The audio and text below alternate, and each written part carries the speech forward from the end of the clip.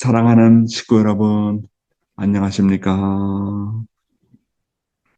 오늘은 참사랑의 주인에 이르는 8단계의 세 번째 강좌가 되겠습니다. 네, 지난 시간에 이어서 하나님 혈통 완성의 8단계에 대한 제3강좌 내용이 되겠는데요. 어떻게 하면 우리가 하나님의 혈통을 완성할 것인가? 이것은 우리 일생의 과제요, 우리의 로드맵이라고 말씀을 드렸습니다. 하나님의 혈통이 완성하는 길이 곧 참사랑의 주인에 이르는 길이라고 문총재님은 말씀하고 계십니다. 자, 이 도표를 보십시오. 이 하나님의 혈통 완성의 8단계, 즉 참사랑의 주인에 이르는 길은 복중 시대 단계를 시작으로 유아 시대, 형제 시대, 약혼 시대, 결혼 시대, 부모 시대, 조부모 시대, 그리고 왕의 시대를 거쳐서 참사랑의 주인의 자리에 이르는 것을 말합니다. 참사랑의 주인이 되려면, 이 단계에 이르려면 각 단계마다 우리가 사탄의 혈통에서 하나님의 혈통으로 전환하는 과정을 잘 거쳐야 됩니다. 결국 우리의 신앙의 노정이라고 하는 것은 우리의 혈통의 질을 높이는 것입니다. 다시 말하면 우리의 혈통을 아주 거룩하게 하는 것이 결국은 복귀의 노정입니다. 우리의 혈통을 거룩하게 하는 목적이 뭐냐? 결국은 하나님의 혈통으로 완전히 전환하자고 하는 것입니다. 그래서 피가 달라지지 않으면 내 혈통이 안 달라지고 내 심정이 안 달라져요. 그러니까 내 혈통을 정말로 전환시키기 위해서는 정말 이러한 각 단계마다의 노정을 잘 우리가 거쳐나가야 된다. 이렇게 말씀을 드릴 수 있겠습니다. 야곱의 부인인 레아와 라헬의 관계에 있어서도 라헬이 하나님 앞에 진정으로 회개하고 언니 레아에 대한 시기와 질투를 극복하였을 때 요셉과 같은 우수한 혈통이 나오지 않았습니까? 아브라함의 부인인 사라와 같은 훌륭한 여인을 통해서 이삭과 같은 우수한 혈통이 나왔던 거 아시죠? 하나님의 복귀 섭리는 이와 같이 우리의 혈통을 거룩하게 하는 것입니다. 예수님께서 하나님의 독생자로서 이 땅에 하나님의 혈통을 가지고 오셨습니다. 그러면 예수님이라는 그분이 하나님의 혈통을 가져왔다는 증거가 어디에서 나타났을까요? 어디에서 우리가 예수님은 하나님의 독생자요, 하나님의 혈통을 가지고 온 존재라는 것을 알 수가 있었을까요? 그것은 예수님께서 십자가의 자리에서도 머리에서 피가 흐르고 양손에서 못이 박혀서 피가 흐르고 양다리에서 정말 못이 박혀서 피가 흐르고 창으로 찔려서 가슴에서 피가 철철철철 흘러나옵니다. 그러한 정말 사망의 자리에서도 원수를 사랑했다고 하는 겁니다. 원수를 사랑하고 용서하는 그런 내용을 가졌다는 것은 그분이야말로 하나님의 혈통을 가졌다는 것을 증거하는 것입니다. 타락한 혈통은요, 절대로 원수를 용서할 수가 없습니다. 원수를 용서하더라도 한계가 있어요. 그렇잖아요? 여러분의 혈통은 거룩합니까? 아직도 시기와 질투와 혈기와 교만과 같은 타락성을 가지고 있습니까? 그래서 참부모님은 우리가 이 8단계를 통해서 점점 우리의 혈통을 순화시키고 거룩한 피를 가지라고 말씀을 하시고 계신 것입니다. 8단계 혈통의 문을 잘 통과하고 참사랑의 주인이 되기 위해서는 제일 먼저 첫 단계인 복중 시대를 잘 거쳐야 된다. 그래 우리 혈통이 달라진다고 지난 시간에 말씀을 드렸죠. 오늘은 두 번째 단계인 유아 시대에 대해서 말씀을 드리려고 합니다. 어떤 유아 시대를 거쳐야 우리의 혈통을 잘 순화시킬 것인가 하는 것입니다. 문총재님의 말씀을 한번 보도록 하겠습니다. 하나님의 투입과 여인의 해산의 고통. 10개월간의 기간을 안전한 생명체로서 꾸준히 길러 나온 것은 탄생하는 그 한순간을 장식하기 위해서입니다. 따라서 복중시대가 아무리 훌륭했다고 하더라도 태어나는 한순간에 잘못하게 되면 비운의 결과가 아니 될 수 없다는 것입니다. 해산하는 여인은 고통을 겪습니다. 해산하는 순간은 극복하기 어려운 순환 중에 순환의 고비입니다. 한편으로는 말할 수 없는 고통이 따르지만 또 한편으로는 말할 수 없는 기쁨이 서로 연결되어 있다는 것을 우리는 알고 있습니다. 그러기에 순환의 극치에서 신음하던 산모도 태어난 아기를 바라보며 기쁨의 얼굴로 새로운 소망을 품는 것입니다.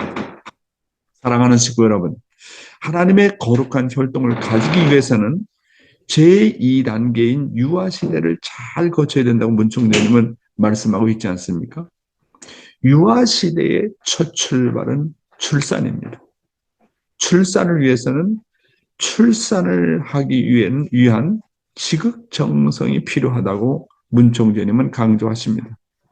문총재님의 말씀에 따르면 최소한 믿음의 세 자녀들, 이 믿음의 세 자녀들은 믿음의 부모 앞에 천사장 역할입니다. 그래서 최소한 믿음의 세 자녀들이 함께 믿음의 부모의 아기의 출산을 위해서 기도해야 한다고 말씀하셨습니다. 이는 마치 하나님께서 아담과 해와를 창조하실 때 먼저 가인권을 대표하는 세 명의 천사를 만들어서 아담과 해와를 보호하신 것과 같습니다.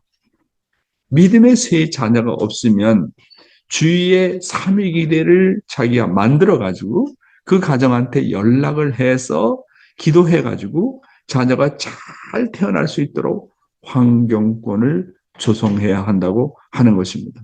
무슨 말씀인지 알겠죠? 하늘의 왕자가 태어나는 겁니다. 하나님의 왕녀가 태어나는 겁니다. 그래서 믿음의 세 자녀가 없거든요. 자기랑 가장 가까운 세 가정을 불러야 돼요. 믿음의 아버지 가정을 부른다든지 믿음의 어머니 가정을 부른다든지 자기와 심정적으로 잘 교류되는 가까운 세 가정을 삼위기대로 만들든지 삼위기대가 없으면 최소한 세 가정이라도 연락해서 이제 곧 아기가 태어날 것 같습니다. 양수가 터졌습니다. 그러니 좀 기도 좀 잘 부탁합니다. 그렇게 영적으로 환경권을 잘 갖춰가지고 아기가 출산할 수 있도록 그렇게 해줘야 된다. 그 말씀입니다. 다음 내용입니다. 믿음의 자녀와 직계 자녀의 혈통. 믿음의 자녀는 믿음의 부모가 아기를 낳거들랑 전부 다 키워야 돼요. 없고 어허둥둥 내 살 길이요 하면서 말이에요. 그게 자기가 살 길이라고요. 당신은 내 생명의 구세주요 나를 축복받을 수 있게 축복받을 수 있게 할 수 있는 참된 본체여 해야 되는 거예요. 믿음의 아들은 핏줄이 다르다고요. 직계 아들이 있는데 어떻게 축복의 자리에 나갈 수 있겠어요? 양자는 들어갈 수 없는 거예요. 여기서 믿음의 자녀는 양자의 입장이고 그 다음에 나의 자녀는 친자의 입장입니다. 그래서 양자가 친자의 자리에 나가려면 믿음의 부모가 자녀를 출산할 때 도와주는 조건을 만들지 않으면 안 된다. 그 말씀입니다. 여러분, 축복받은 가정에서 태어나는 자식은 하나님의 직계 혈통의 아들로서 아벨의 입장입니다. 그리고 믿음의 자녀는 가인으로서 양자의 입장입니다. 그래서 내가 나의 자녀를 출산하기 전에 믿음의 자녀를 잘 길러서 가인으로 하여금 내 자녀를 기르도록 하는 것이 원칙이다라는 것이 문총재님의 말씀입니다. 그러려면 나도 나의 믿음의 부모를 위해서 그렇게 믿음의 부모의 자녀를 잘 길렀다. 믿음의 부모의 자녀를 위해서 나는 이러이러한 정성을 들였다는 기준이 필요하다는 겁니다. 원래는 나의 가인의 자녀가 내가 축복을 받고 자녀를 낳으면 나의 자녀를 보호하고 길러야 하는 울타리 역할을 해야 된다고 문총재님은 말씀하고 있습니다. 가인격인 믿음의 자녀는 믿음의 부모의 자녀를 기르고 보호하겠다는 결과를 가지고서야 비로소 자기 자녀를 낳아 기를 수 있는 자격을 얻게 되는 것입니다. 여러분은 이런 복귀 법칙을 가지고 믿음의 자녀를 길렀습니까? 그리고 여러분의 믿음의 자녀가 여러분의 자녀가 태어날 때 도움을 주고 여러분의 자녀를 기르는데 협조하였습니까? 이런 복귀의 법칙을 모르고 우리 축복 가정들은 아무런 보호와 환경을 갖추지 못한 상태에서 우리 자녀를 출산을 했던 것입니다. 자, 출산에 대해서 알아보겠습니다. 엄마는 출산달이 되면 아기가 출산을 알리고 제왕절개 수술하지 않고 스스로 잘 나올 것을 태중에 있는 아기에게 자주 얘기를 해가지고 준비를 시켜야 됩니다.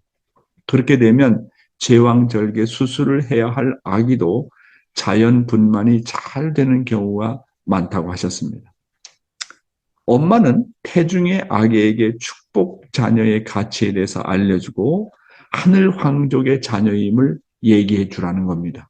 그리고 하나님과 참부모님, 그리고 사랑하는 가족들이 아기를 출생하는 것을 그리움을 갖고 기다린다는 것을 아기에게 가르쳐 주라는 겁니다. 그래서 엄마가 정말 그 태중에 있는 아기를 놓고 아가야, 우리 왕자님, 우리 왕녀님, 이제 엄마가 곧 이제 우리 왕자님과 왕녀님을 곧 아마 출산하게 될 것 같습니다.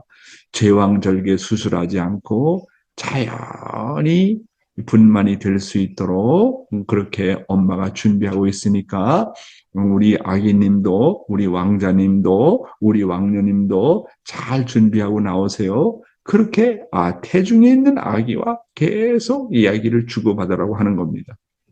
그리고 그 태중에 있는 아기한테 뭐라고 하냐면 우리 아기님은 우리 왕자님은 우리 공주님은 우리 왕녀님은 하늘의 황족의 혈통입니다. 그렇게 자꾸 그 아기에 대해서 그렇게 얘기를 하고 그 아기가 정말 세상 밖으로 나올 때 정말 밖으로 나오고 싶어하는 그 그리움을 갖고 나올 수 있도록 그리고 지상에 있는 엄마나 아빠나 가족들이나 믿음의 자녀들이 정말 우리 왕자님 그리고 공주님이 언제 태어나실까 그런 그리움을 갖고 정말 기다릴 수 있도록 그렇게 환경권을 준비를 해야 한다고 하는 것입니다. 그래서 아기가 태어나면 엄마 아빠는 하나님께 감사하고 아기에게도 태어나느라고 수고 많으셨습니다라고 감사하고 탄생을 진심으로 축하하라는 겁니다. 태내에서는 엄마와 교감이 대부분을 차지했으나 아빠와 교감이 증가하도록 이렇게 노력을 해야 된다고 하는 것입니다. 봉헌식까지는 태내에서 교육을 했고 들려주었던 성가와 찬송가를 젖을 먹일 때 들려주면서 하나님께서 보내주셔서 감사하다는 기도를 자주 해주라고 하는 것입니다. 그 다음에 심정교육과 규범교육이 되겠습니다. 자녀들을 위한 심정교육이나 규범교육은 가정에서 정립되는 것이며 교회, 유치원, 학교는 보조 역할을 하는 것이므로 교회나 유치원이나 학교에서 너무 의지하지 말라는 거예요. 그러니까 따라서 자녀의 심정교육과 규범교육을 위해서는 경배식과 훈독생활을 아주 정례화해야 됩니다. 그러니까 축복의 2세라든지 3세를 나아가지고 기를 때는 학교의 교육은 2차적이고 3차적인 것입니다. 엄마가 직접 교육해야 돼요. 세상 사람들이 뭐 원리를 압니까? 말씀을 압니까? 참부모님은 압니까? 그러니까 아기에 대한 심정교육과 이거 규범교육은 부모가 전적으로 맡아서 해야 돼요. 이거는 교회장이나 누구한테 의지하면 안 되는 겁니다. 그래서 모세의 어머니가 모세를 아기일 때 그런 교육을 했거든요. 정말 너는 선민이다. 너는 선민이야. 선민 교육했습니다.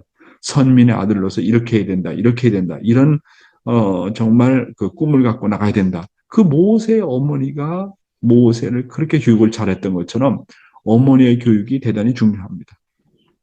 모든 가정 의식의 자녀들을 강압적으로 의식에 순종하도록 그렇게 강요하지 말고 의식은 조금씩 틀려도 자연스럽게 따라오도록 지도를 해야 하는 것입니다. 그 다음에 가정경배식과 심정교육입니다. 가정경배식은 자녀의 심정교육의 뿌리이며 전통계승의 뿌리입니다. 경배식과 훈독회 없이 가치관과 전통의 계승이 어렵습니다. 경배식과 가정예배에서 부모는 자녀의 심정교육과 전통 계승의 스승이 되는 것입니다. 경배식을 잘해야 자녀를 신앙적으로 양육하는데 큰 도움을 얻게 됩니다. 교회 생활을 잘하게 하는 것보다도 가정 경배식을 통해서 교육하는 것이 심정교육에는 더 좋다고 하는 것입니다. 자, 여기 이제 저희 가족인데요. 이렇게 이제 일요일마다 명절 때마다 이렇게 뭐 매일마다는 할 수 없죠. 그래도 일요일만이라도 아니면 한 달에 한 번만이라도 또 명절 때라도 이렇게 자녀들이 다 부모한테 경배를 시키게 합니다. 그리고 정말 그 애들 한 명 한 명을 놓고 이제 할아버지나 할머니 아니면 부모가 이렇게 축도를 해주고 아침에 일어났을 때 뭐냐면 제일 먼저 참부모님 사진에 앞에 와서 경배를 시킵니다.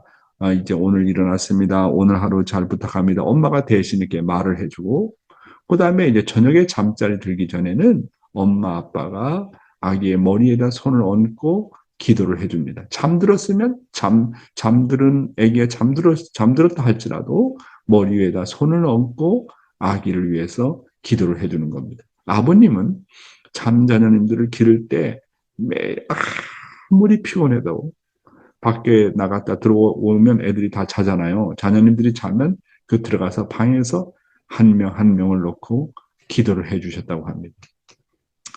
예, 이 사진은 이제 제가 61세 때 첫 손자가 태어났습니다. 이제 태훈 군인데 그래서 2세, 2살 때 생일 때 이게 찍은 사진입니다. 네, 이렇게 또 가정이 모여서 훈독을 하는 거죠. 다 모여가지고 이제 돌아가면서 훈독도 하고 매일은 할 수 없어요. 애들이니까. 그러니까 일주일에 한 번만이라도. 안 되면 한 달에 한 번만이라도 어린애들을 중심 삼고 이렇게 교육을 해야 됩니다. 대단히 중요해요. 이 유아교육 때의 경배교육은 뭐 다른 거 어떻게 할 수 없잖아요. 경배교육. 인사를 잘 시키고 아침에 일어나게 되면 제일 먼저 참부모님 사진 앞에 경배하고 그 다음에는 이제 할아버지가 계시면 할아버지한테 안녕히 주무셨습니까 인사하고 할머니한테 인사하고 그 다음에 뭐 큰아빠 삼촌이 같이 살면 가서 인사하고 그런 것을 또 잘 때는 뭐 오야스미나사이 잘 자겠습니다 하고 인사를 반드시 하고 저희들 가정에는 이게 전통이 되어가지고 아침에 일어나면 며느리들이 애들을 데리고 와서 제일 먼저 할아버지 어디 있지? 할머니 어디 있지? 찾아가지고 와서 인사를 하게 됩니다. 그래서 인사교육, 경배교육, 또 훈독교육, 이게 유아교육에 있어서 아주 첫 출발입니다. 예, 가정경배식과 심정교육. 경배식이 없으면 자녀의 신앙과 심정교육을 하는 데서 성공하기 어렵습니다. 경배식 때에 자녀가 불만 없이 참석하도록 해야 됩니다. 부모가 자녀를 지도할 때 마음이 하늘 앞에 열려 있으면 부모의 말씀도 자연스럽게 부드럽게 나가며 자녀도 부담을 갖지 않고 자연스럽게 받아들이는 경우가 많이 있습니다. 그래서 이제 한 일주일에 한 번 경배식을 한다 할지라도 아니면 한 달에 한 번 경배식을 한다 할지라도 그때 이제 거룩한 뭡니까 성물 과자 같은 것을 준비했다가 한 명 한 명에게 주는 것이죠. 예, 평상시에 또 자녀가 잘못했다 할지라도 그 즉시 주의를 줄 것을 참았다가 경배식 때 자연스럽게 지도하는 훈련을 부모가 해야 됩니다. 예절의 시작과 끝은 인사라고 했습니다. 부모에게 인사를 잘하면 효가 잘 정립이 된다는 것입니다. 부모에게 인사를 잘하는 자녀로 성숙시키려면 경배식이 중요합니다. 더욱 중요한 것은 하나님과 참부모님에게 경배함으로써 하나님과 참부모님께 자연스럽게 정이 유발될 수 있도록 도와주어야 됩니다. 그래서 아무것도 모르는 어린 아기 때부터 경배식이 이렇게 중요하다는 것을 말씀드리고 싶습니다. 경배하는 습관 정말 몇 번이고 강조해도 부족합니다. 저에게는 아직도 이제 95세가 된 노모가 있고 또 우리 집에는 장인이 90세가 되었습니다. 이제 저는 이제 어머님을 뵐 때마다 뭐 노인정에 이제 계신데 가게 되면 뭐 거기에 사람이 있던 관계없이 그냥 가서 먼저 경배를 합니다. 그렇게 하면 주위 사람들이 다 봐요. 와, 저렇게 큰 아들이 나이에 70이 다 된 아들이 와서 이제 경배를 하고 주위 사람들이 깜짝 놀래요. 아, 요즘에 그렇게 경배하는 사람 없잖아요. 그럼 저희 어머니는 그렇게 기뻐하세요. 우리 자녀들이 축복을 받고 이제 피로연을 할 때도 이제 방을 하나 별도로 만들어서 어른들에게 경배하는 의식을 이렇게 가졌습니다. 할아버지 할머니한테 경배하고 또 외할아버지한테 경배하고 시부모한테 경배하고 아빠 엄마한테 경배하는 그렇게 이제 필요할 때 그렇게 했습니다. 우리가 평소에 경배하는 정성을 많이 들이면서도 자기 부모한테 경배하지 않으면 그것은 하나의 위선입니다. 그리고 부부가 서로 경배하는 모습을 자녀들에게 자주 보여줘야 됩니다. 경배 정성을 100배, 1000배 하면서도 주일이나 명절에 자기 부모에게 경배하지 않는다면 아무런 의미가 없습니다. 하나님과 참부모님께 경배하는 것처럼 가정에서 부모에게 경배를 잘 해야 됩니다. 부모는 하나님의 대신자입니다. 그러니까 이 유아교육 때는 이 경배 의식이 대단히 중요하고 인사하는 의식이 대단히 중요하다는 것을 다시 한번 말씀을 드립니다. 훈독 예배를 습관하는 방법. 가정 예배는 부모와 가정 구성원이 하나님과 참부모님의 삶을 닮으려는 자세를 갖고 드리는 제사입니다. 자녀가 좀 성장한 뒤에 교육을 시작하면 지속하기 어렵습니다. 자녀를 갖기 전부터 부모가 합심해서 하늘을 모시는 생활이 정착되어야 자녀를 가지면서 자연스럽게 훈독회와 경배식이 이루어집니다. 아기를 볼 때마다 항상 신비롭고 기쁨으로 감사한 마음을 하나님 아버지께 돌리면서 하나님께서 아담 해와 창조 후의 심정을 살피며 하루하루를 정성스럽게 보내야 합니다. 이렇게 아기가 태어난 지 21일, 40일, 100일 정성을 다해서 나가면 부부의 심정적인 자리가 40일 금식이나 100일을 정성 들인 것보다 더 낫다. 이렇게 문 총재님은 말씀하고 계십니다. 그 다음에 유아와의 대화의 내용인데요. 부부가 경어를 써야 존댓말을 사용해야 아기가 태어나서 아기와 대화할 때 경어를 사용하게 됩니다.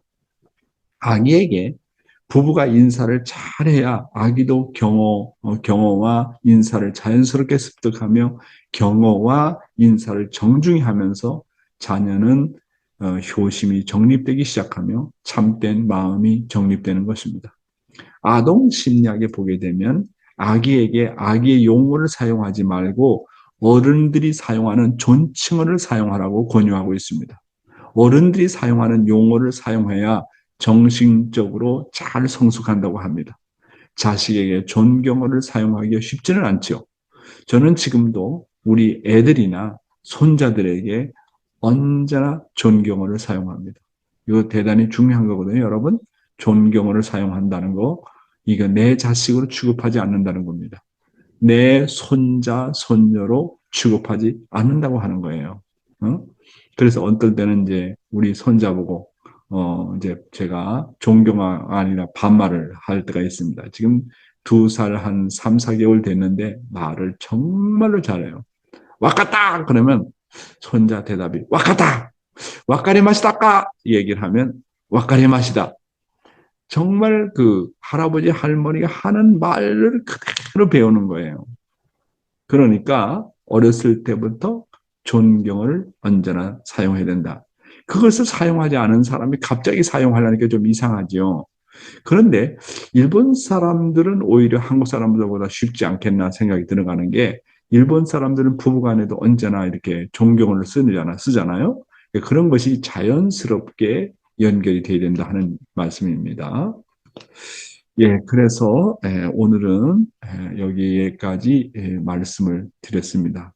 유아 시대, 그렇죠? 유아 시대에 대해서 첫 단계는 복종 시대, 두 번째는 유아 시대에 대해서 말씀을 드렸습니다. 오늘 말씀은 여기서 마치겠습니다. 감사합니다.